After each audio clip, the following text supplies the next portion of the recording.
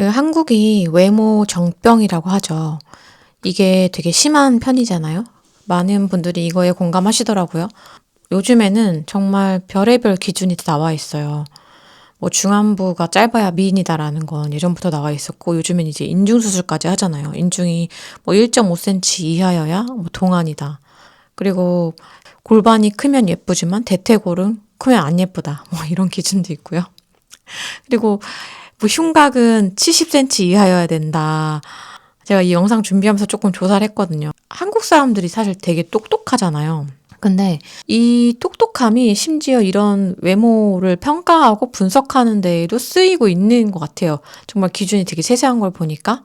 그런데 여러분, 우리는 왜 우리 몸을 이렇게 조각조각 내서 점수를 매기게 된 걸까요? 되게 생각해보면 기괴하지 않아요? 만약에 이 기준을 똑같이 강아지한테 한번 적용해 본다고 생각해 보세요. 어떤 강아지는 머리가 커서 안 예쁘고, 어떤 강아지는 허리가 좀 길고, 목이 짧아서 안 예쁘고, 너무 이상하잖아요. 근데 그런 기준을 우리는 왜 우리 스스로한테 적용을 하고 있을까요? 이게 단순히 유행 때문일까? 근데 저는 저와 함께 이제 수련하신 회원님의 말에서 이 답을 찾게 됐어요. 그 회원님이 저한테 갑자기 오셔서 이런 말씀을 하시는 거예요. 선생님, 저는 제가 이상하게 요가를 선생님이랑 1년 정도 했잖아요. 근데 제 자신이 되게 괜찮은 사람 같아요. 예전엔 그런 생각을 안 했었는데 선생님이랑 당연히 요가를 하니까 이게 뭐 살도 빠지고 몸매도 예뻐지고 마음의 평화가 온다거나 스트레스가 해소되고 이런 거는 있을 거라고 예상했었는데요. 제 스스로가 되게 괜찮은 사람이라고 느낄 줄은 몰랐어요. 이게 말로 되게 설명하기 어려운데요. 이거는 왜 이런 거예요? 저도 이거를 선생님한테 꼭 말씀을 드리고 싶었어요. 라고 말씀을 해주시는 거예요.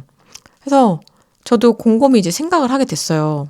저도 예전에 저 스스로를 바라봤던 저의 모습과 지금의 저 스스로를 평가하고 바라보는 그 모습이 완전히 달라졌거든요. 그래서 이제 제가 원래 상담사가 되려다가 이제 요가 강사가 된 케이스잖아요. 그런 어떤 마음의 정서적인 건강을 좀 돌보는 문화를 만들고 싶어서 그래서 그 부분들을 팬더 회원님께 전달하고 싶었는데 이게 정말 잘 전달이 됐구나라는 생각이 드는 거예요. 너무 놀랍기도 하고 정말 기쁘기도 했었어요. 사실 근데 그 회원님이 내가 스스로 되게 괜찮은 사람이 된 것 같다. 그렇게 느낀다라고 말씀을 하셨는데 이게 사실 이유가 있거든요. 그 원리를 제가 이렇게 말씀을 드릴 수 있을 것 같아요. 제가 이제 상담사 준비를 하다가 이제 요가 강사가 되려고 마음을 먹었을 때 봤던 굉장히 인상 깊은 논문이 있었어요. 그게 어떤 논문이었냐면 그 연구의 대상이 성폭행을 당한 여성들이었어요. 그 성폭행을 당해서 심리적으로 굉장한 트라우마를 갖고 있는 여성들이었는데 그분들이 이제 요가를 했을 때 하면서 그 트라우마를 어떻게 극복을 하는지에 대한 그런 연구였거든요. 근데 이게 여러분도 만약 경험이 있으신 분은 공감하실 수 있는데 여성이 그 논문에서 여성들이 성폭행을 당했잖아요. 근데 그 자기 혐오가 굉장히 강해진다는 거예요. 근데 왜 그럴 것 같으세요? 이게 나는 그저 사실 당한 거잖아요. 나쁜 놈은 그 새끼들이잖아요. 그 놈들이잖아요. 근데 왜 나를 혐오하게 될까? 왜 내 신체를 차마 바라보지 못하고 자기 혐오가 그토록 강해질까? 그런 거에 관한, 그러니까 그리고 그 자기 혐오를 어떻게 해소하는지, 요가를 통해 점점 해소하는지에 대한 논문이었는데, 너무 기억에 남아요. 근데 왜 그렇게 그 사람들이 자기 혐오가 강해질까? 자기는 피해자인데 불구하고 너무 마음이 아픈 일이잖아요. 너무 슬프고. 근데 이게 왜 그러냐면 저도 어렸을 때 이제 성추행 경험들이 몇 번 있기 때문에 여러 번 있기 때문에 너무나도 사실 이해를 했거든요. 그 뭐랄까 내 몸이 내 몸 같지가 않은 느낌인 거예요. 내 몸이 내 몸 같지가 않은 거. 이게 대상화라고 표현을 하는데 어떤 그러니까 이게 내 바디 파트 그러니까 내 몸 팔다리 그리고 혹은 뭐 생식기나 여러 가지 그런 기관들이 나의 소중한 일부인데 그냥 그런 정말 죽이고 싶은 정말 그런 범죄자에게 더럽혀진 대상이라고 그걸 인지하게 된다는 거예요. 내 몸임에도 불구하고. 그래서 이게 내가 혐오하는 대상으로 바뀐다는 거예요. 그러니까 이게 주도권이, 내 심리적인 주도권이, 내 몸에 대한 주도권이 더 이상 내가 아니라 넘어가 버린 거죠. 그 범죄자한테. 이게 무슨 말인지 좀 이해하시겠죠? 그러니까 내 몸이 내 존재가 아니라 타인에 의해서 훼손된 어떤 물건처럼 느껴지기도 하는 거죠. 너무, 너무 마음이 아파요. 그래서 이제 자신을 혐오하게 되는 건데, 이 분들이 어떻게 좋아지냐면, 이제 거울이 없는 방에서 요가를 하게 돼요. 근데 뭐 그냥 요가는 아니고, 좀 더 어떤 심리 치유적인 거에 어떤 그런 방법을 접목한 요가인데, 이게 하다 보니까 훨씬 이게 나아지는 거예요. 자기 신체에 대한 혐오가 없어지는 거예요. 처음에는 제가 그게 이해가 안 갔어요. 어떻게 이게 단순히 요가를 했을 뿐인데 어떻게 신체에 대한 혐오가 사라지지? 그 메커니즘이 어떻게 될까라는 게 이해가 안 가는데 이제 제가 이제 강사 생활을 오래 하고 그런 부분들을 염두에 두면서 수업을 계속 해나가다 보니까 너무나도 알겠는 거예요. 그 이유를. 저도 과거에 정말 그 외모에 대한 집착이나 요즘에 정신병을 정병이라고 하죠. 그게 되게 심한 사람이었거든요. 그러니까 지금 와서는 이렇게 편하게 얘기할 수 있는데, 어렸을 때부터 정말 심했어요. 저는 과거 생각하면 제 부끄러운 과거를 말씀드리자면 20대 때 어떻냐면 저는 사람의 얼굴을 보고 몸을 보면은 그거를 속으로 되게 점수를 매겼어요, 항상. 이게 내가 점수를 매겨봐야지 하고 매기는 게 아니라 그냥 너무 자동으로 저 사람 삐리삐리 뭐 눈은 몇 점? 뭐 얼굴은 어떻게 고치면 더 이뻐지겠다. 저 사람의 바디 프로포션은 어떻다. 이런 거를 되게 자연스럽게 항상 생각을 했단 말이에요. 근데 뭐 또 옷을 뭐 어떻게 입었네. 패션이 뭐 이러하네. 막 여기서 이런 거를 외적인 거를 되게 막 항상 점수 매기기를 좋아했던 사람이에요. 그게 자동적으로 흘러가던 사람이었어요. 근데 여러분들 그거 아세요? 그런 사람들은 특징이 사실 자기가 지옥이거든요. 그러니까 그런 기준이 있는 사람들은 자기 스스로에게 끊임없이 그거를 적용하는 사람들이에요. 왜냐면 나랑 가까이 가장 자주 있는 건 나잖아요.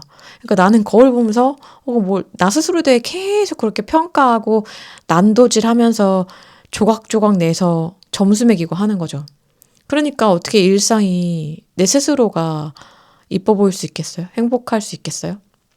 근데 그런 사람이었는데, 그래서 제 얼굴에 어디가 항상 뭔가 마음에 안 들고, 성형외과도 방문했었고, 그리고 점수를 매기면서 완벽하게 이게 내 마음에 드는 세팅이 되지 않으면 집 앞에 나가는 것도 힘들었던 사람이었거든요.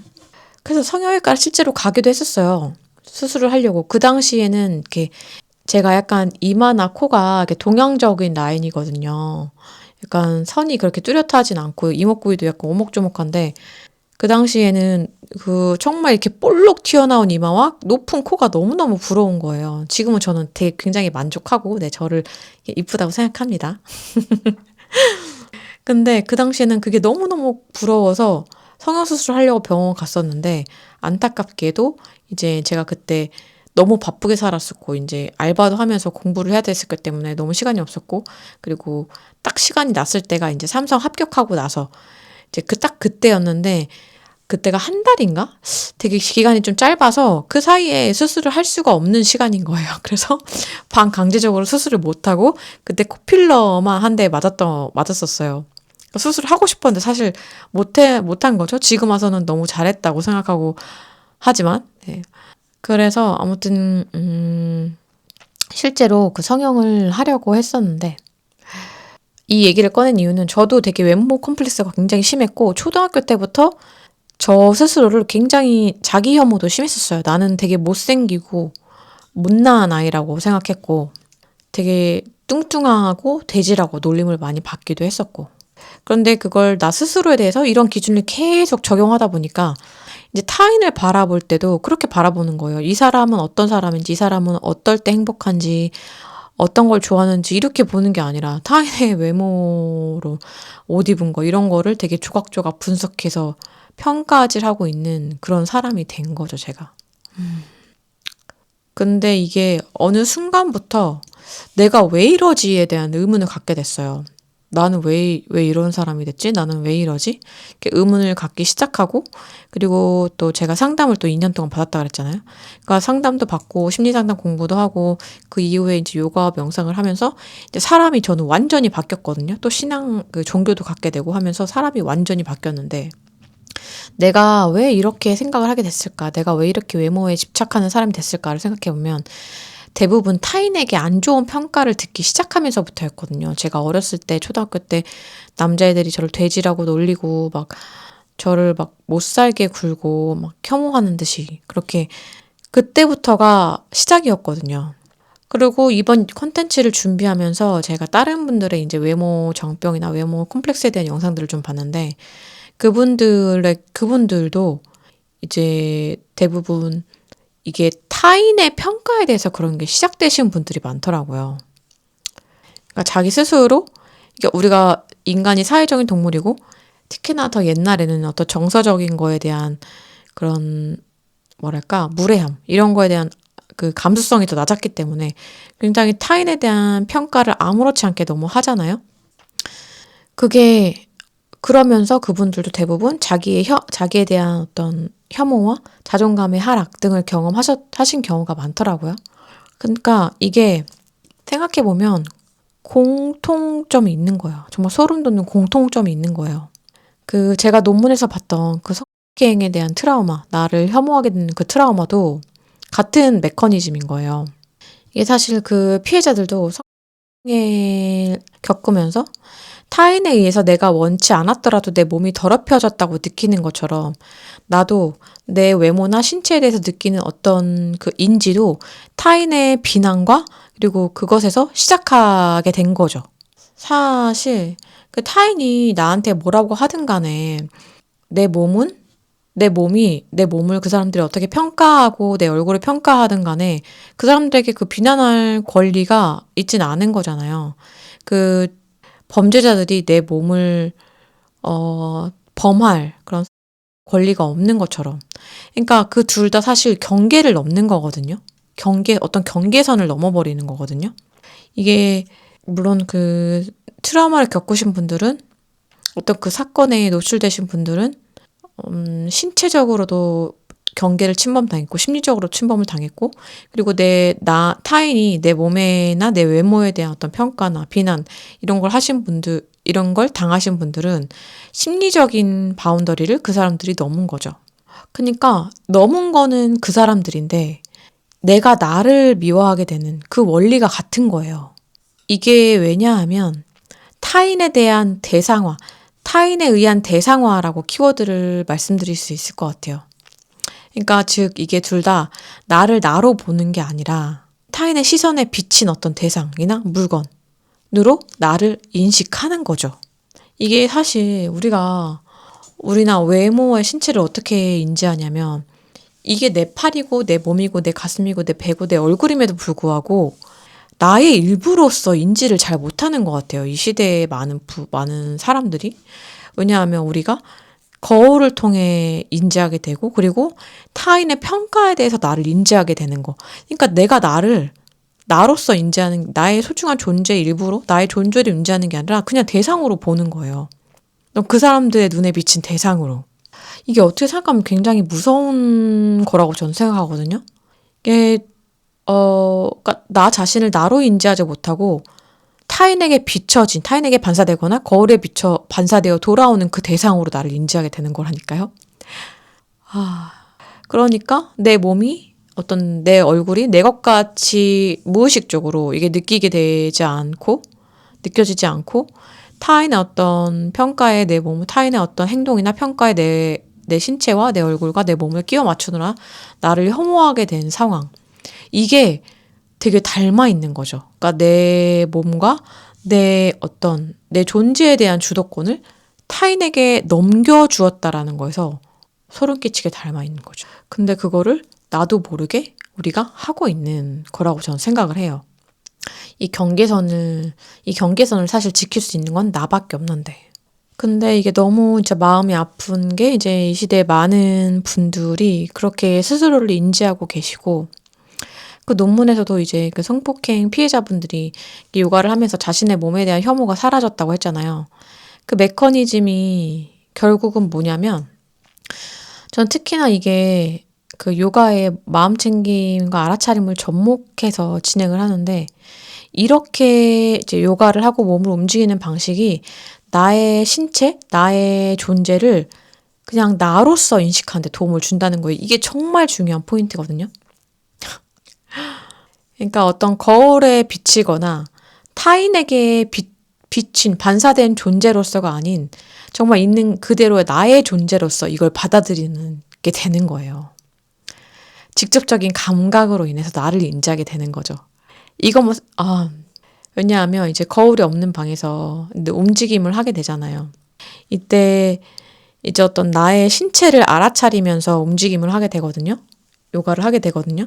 내가 팔을 그냥 무의식적으로 확 들어 올리는 게 아니라 내 신체 감각들이 어떻게 내 팔을 들어 올리는지에 대한 이런 것들을 인지를 하게 된단 말이에요. 그러면서 자연스럽게 나의 어떤 존재를 그냥 나의 일부, 내 것으로서 받아들이는 연습을 하게 되는 거예요. 타인에게 대상화된, 반사된 그런 존재가 아니라. 이게 너무나도 큰 의미구나 라는 걸 깨닫게 되더라는 거죠. 그래서 타인이 뭐라고 짓거리든 그냥 내 몸의 주인은 나다 라는 걸 깨닫는 연습이고, 내 심리적인 경계선을 내가 지키면서 나라는 존재를 결국은 회복하는 과정이 되는 거죠. 이 요가의 시간이. 그래서 그 회원분이 그렇게 말씀을 하셨던 거예요. 저는 그런 과정들을 이제 계속 겪으면서 그 회원님도 이제 자신에 대해서, 그러니까 타인이 평가한 나, 타인에게 반사되어서 돌아오는 나, 혹은 거울에 비춰져서 반사되어 돌아오는 나를 받아들이는 게 아니라 그냥 나 자체를, 그분의 자체를 본인으로 받아들임으로 인해서 정말 이게 의미가 있었고, 마찬가지로 이 시대의 그 외모 지상주의, 외모 강박주의, 혹은 정말 외모 획일화주의까지라고도 말할 수 있는 이 시대를 살고 있는 현대인들에게 너무너무나 필요한 과정이라고 저는 생각을 합니다. 사실 이게 매일매일 바디 스캐닝 명상만 해도 도움이 되거든요. 물론 이제 제가 다음 영상에서 때 말씀을 드릴 테지만, 다음 영상에서는 이제 어떤 요가를 제가 하는지 좀 더 말씀을 드릴 건데, 자존감을 올려주고 그리고 나의 존재를 나로서 인지하는 그런 어떤 요가 프로그램은 제가 다음 영상에서 조금 더 자세하게 다룰 테니까요. 꼭 확인하시고 도움 받으셨으면 좋겠습니다. 그리고 오늘 영상이 조금 무거울 수도 있는데 사실 제가 이런 걸 얘기하는데 되게 조심스러웠거든요. 악플이 달릴 수도 있다고 생각을 하고, 그리고 뭐 그럼 성형수술 한 사람들은 뭐 자존감이 낮은 사람들이냐 뭐 이런 반박을 하실 수도 있잖아요.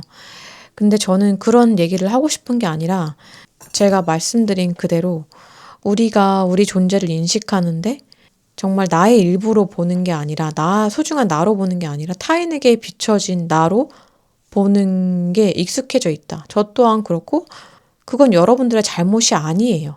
네, 그건 여러분들의 잘못이 아니에요. 그래서 이거는 근데 너무 저는 굉장히 감사하게 생각하는 거는 우리 한국 사회가 조금씩 나아지고 있다고 생각을 해요. 왜냐하면 일단 이런 주제에 대해서 인식을 하고 있잖아요. 그게 얼마나 사실 똑똑한 거예요. 인식조차 하지 못하고 있을 수도 있는데 인식을 하고 있고 목소리를 내는 사람들이 있고, 그리고 이렇게 드러내고 물론 화를 내시고 비난하시는 분들도 있으실 거고 슬퍼하는 분들도 있으실 거고 아니면 나는 상관없어 라고 생각하시는 분들도 있겠지만, 이게 이렇게 뜨거운 감자로서 다뤄진다는 것 자체가 굉장히 의미 있다고 생각합니다.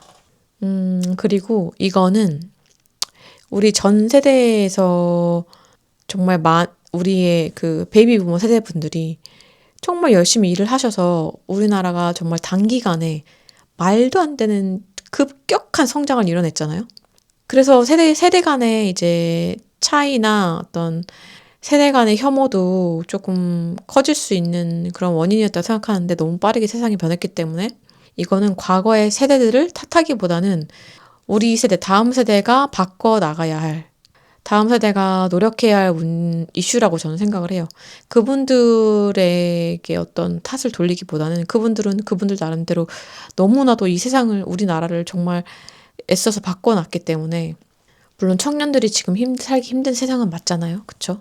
근데 이제 그분들은 점점 노년이 돼가시고 이제 우리에게 또 다른 해결해야 할, 다음 세대를 위해서 또 다른 해결해야 할 이슈가 생긴 거죠. 그거를 함께 우리 해결해 나가는 게, 얘기를 하고 또 이제 있는 게 의미가 있다고 생각합니다.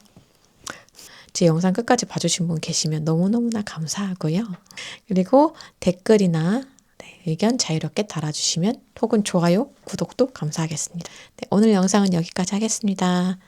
포도코치였습니다.